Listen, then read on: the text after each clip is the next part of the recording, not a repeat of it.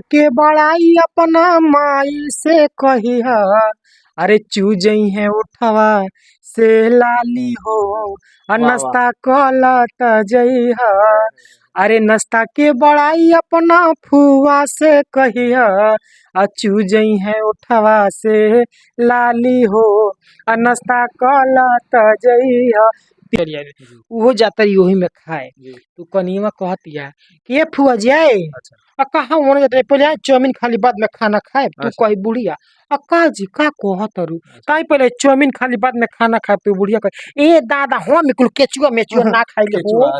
एती हमार नोतिया बड़ा हमारी बाबू से मंगा मंगा खाला सा।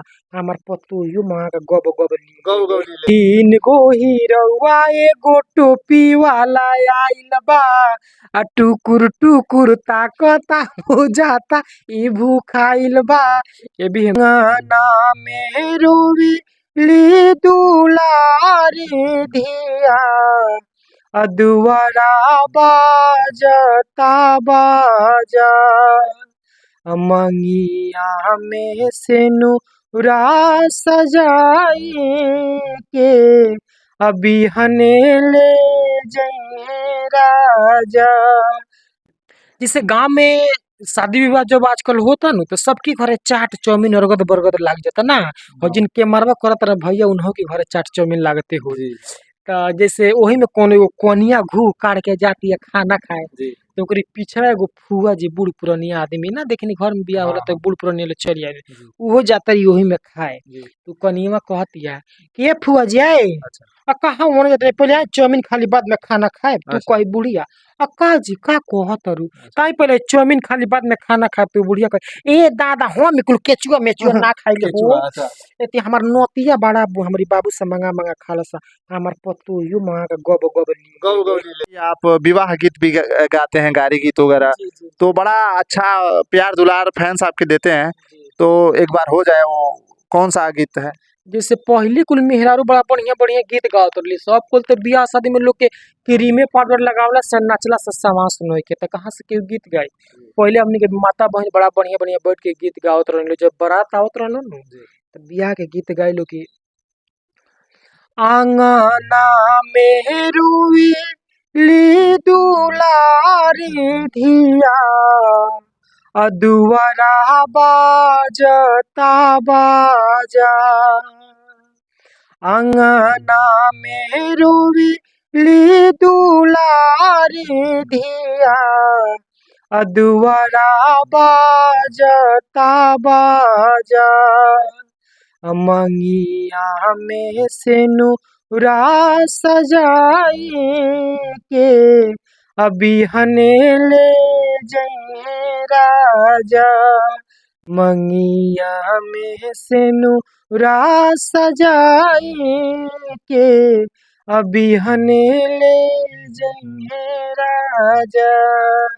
ये भी हम गीत गैलन जिनके बहुत अच्छा प्यार आशीर्वाद मिला। जितना भी हमनी के माता बहन बानी सबके जब बारात आती है तो उस समय जो एक गाड़ी होता है महिलाएं गाली देने का काम करती हैं। तो हम चाहेंगे कि एक सॉन्ग उस पे भी हो जाए। अरे नाश्ता के बड़ाई अपना माई से कहिह। अरे चूजई है उठवा से लाली हो। नाश्ता कलत जइह। अरे नाश्ता के बड़ाई अपना फुआ से कहिह। चूजई है उठवा से लाली हो। नाश्ता कलत जइह। तीन गो हीरोवा एगो टोपी वाला आइल बा। टुकुर टुकुर ताकता हो जाता ई भूखाइल बा।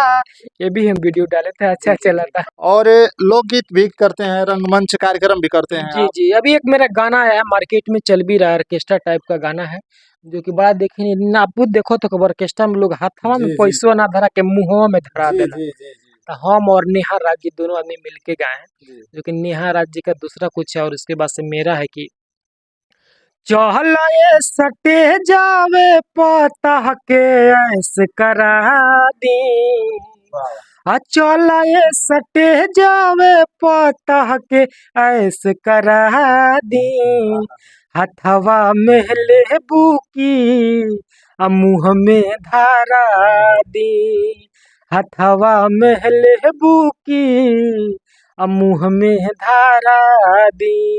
ये गाना मेरे ही चैनल पे सुनील यादव गोपालगंज वाला पे।